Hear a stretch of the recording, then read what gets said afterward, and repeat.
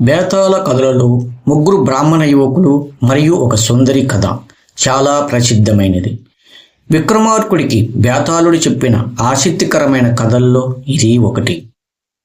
పూర్వం ఒక అగ్రహారంలో ఒక గొప్ప వేద పండితుడు ఉండేవాడు. ఆయనకు రూపవతి గుణవతి అయిన మందారవతి అనే కుమార్తె ఉండేది. ఆమె పెళ్ళియుడుకు వచ్చేసరికి ఆమె అందచందాల గురించి విని ముగ్గురు బ్రాహ్మణ యువకులు ఆమెను పెళ్లి చేసుకోవాలని వచ్చారు. ఆ ముగ్గురు యువకులు విద్యావంతులే, రూపవంతులే మరియు ఉత్తమ గుణాలు ఉన్నవారే. ఒకరిని మించిన ఒకరు ఉండడంతో మందారవతి తండ్రి ఎవరికి ఇచ్చి పెళ్లి చేయాలో తెలుసుకోలేక తీవ్రమైన ఆలోచనలో పడ్డాడు. ఆ బ్రాహ్మణుడు ఒక నిర్ణయానికి వచ్చేలోపే ఒకరోజు మందారవతికి తీవ్రమైన జ్వరం వచ్చి అకస్మాత్తుగా మరణించింది. ఈ ఘోర విపత్తుతో ఆ ముగ్గురు యువకులు మరియు ఆమె తల్లిదండ్రులు తీవ్ర దుఃఖంలో మునిగిపోయారు. అంతిమ సంస్కారాల అనంతరం ఆ ముగ్గురు యువకులు మందారవతిపై ఉన్న ప్రేమ అభిమానాలతో మూడు వేర్వేరు నిర్ణయాలు తీసుకున్నారు. మొదటి యువకుడు ఆమె చితి భస్మాన్ని ఒక మూటలో కట్టుకుని శ్మశానంలోనే ఒక పర్ణశాల నిర్మించుకుని రాత్రి పగలు ఆ బూడిదను గుండెలకు అత్తుకుని అక్కడే ఉండిపోయాడు. రెండవ యువకుడు ఆమె అస్థికులను తీసుకుని పవిత్ర గంగానదిలో కలపడానికి కాశీ ప్రయాణమయ్యాడు. మూడవ యువకుడు సంసార జీవితంపై విరక్తి చెంది దేశాటన చేస్తూ సన్యాసిగా మారిపోయాడు. దేశాటనకు వెళ్ళిన మూడవ యువకుడు తిరుగుతూ ఒక మంత్రగాడి ఎంట ఆశ్రయం పొందాడు. ఒకరోజు ఆ మంత్రగాడు చనిపోయిన ఒక శైవుని సంజీవిని మంత్రం చదివి మళ్ళీ బతికించడం ఈ యువకుడు చూశాడు.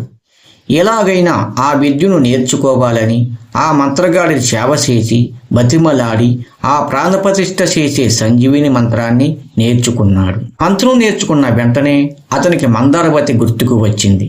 ఎలాగైనా ఆమెను బతికించాలనే ఆరాటంతో వెంటనే తిరిగి తన గ్రామానికి చేరుకున్నాడు. అప్పటికే కాశీకి వెళ్ళిన రెండవ యువకుడు అస్థికులను గంగలో కలిపి తిరిగి వచ్చాడు. శ్మశానంలో ఉన్న మొదటి యువకుడు ఆ బూడిదను అలాగే జాగ్రత్తగా కాపాడుకుంటూ ఉన్నాడు. ముగ్గురు యువకులు మళ్ళీ శ్మశానంలో కలుసుకున్నారు. మూడవ యువకుడు వారితో, నా దగ్గర చనిపోయిన వారిని బతికించే మంత్రం ఉంది, ఆ బూడిదను ఇక్కడ పెట్టండి అన్నాడు.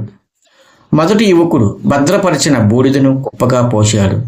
రెండవ యువకుడు కాశీ నుంచి తెచ్చిన పవిత్ర జలాన్ని దానిపై చల్లాడు. మూడవ యువకుడు ఏకాగ్రతతో సంజీవిని మంత్రాన్ని పఠించాడు. ఆశ్చర్యంగా ఆ బూడిద కుప్ప నుండి మందారవతి మునుపటి కంటే మరింత అందంగా సజీవంగా లేచి నిలబడింది.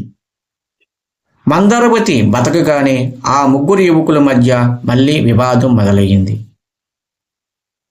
మూడవ యువకుడు అన్నాడు, నా మంత్రశక్తి వల్లే ఆమె బతికింది కాబట్టి నేను ఆమెను పెళ్లి చేసుకుంటాను. మొదటి యువకుడు అన్నాడు, నేను ఆమె బూడిదను రాత్రి పగలు కాపాడబట్టే కదా నువ్వు మంత్రం చెయ్యగలిగావు, కాబట్టే నాకే దక్కుతుంది. రెండవ యువకుడు అన్నాడు, నేను కాశీకి వెళ్ళి తెచ్చిన పవిత్ర తీర్థం చల్లడం వల్లే ఆమెకు ప్రాణం వచ్చింది కాబట్టి ఆమె నాదే అన్నాడు. బేతాళుడు విక్రమార్కుడితో ఇలా అన్నాడు, ఓ రాజా, నీకు న్యాయశాస్త్రాలు బాగా తెలుసు కదా, ఇప్పుడు చెప్పు, న్యాయం ప్రకారం మందారవతి ఎవరిని వివాహం చేసుకోవాలి? తెలిసి కూడా సమాధానం చెప్పకపోతే నీ తల 1000 మొక్కలవుతుంది. దానికి విక్రమార్కుడు కాసేపు ఆలోచించి ఇలా తీర్పు చెప్పాడు, ఎవరైతే మంత్రం చదివి ఆమెకి ప్రాణం పోశాడో అతను ప్రాణదాత, అంటే అతను తండ్రితో సమానం. ఎవరైతే ఆమె అస్థికులను కాశీ గంగలో కలిపి ప్రాణతీర్థం తెచ్చారో అతను పితృకార్యం చేసిన కుమారుడితో సమానం. కానీ ఎవరైతే ఆమె చనిపోయినా సరే పరాస్త్రీగా భావించకుండా ఆమె బూడిదను ఆలింగనం చేసుకుని శ్మశానంలోనే శయ్య వేసుకుని భార్యలా ప్రేమతో చూసుకున్నాడో అతనే భర్త కావడానికి అర్హుడు.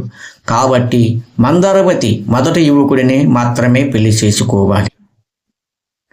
విక్రమార్కుడి నోటి నుండి సరైన సమాధానం రాగానే నిబంధన ప్రకారం బేతాళుడు శవంతో సహా మళ్ళీ ఎగిరిపోయి చెట్టు ఎక్కాడు. ఈ వీడియో మీకు నచ్చితే లైక్ చేయండి, షేర్ చేయండి మరియు సబ్స్క్రైబ్ చేయండి. ఈ వీడియో లాస్ట్ వరకు చూసినందుకు మీకు ధన్యవాదాలు.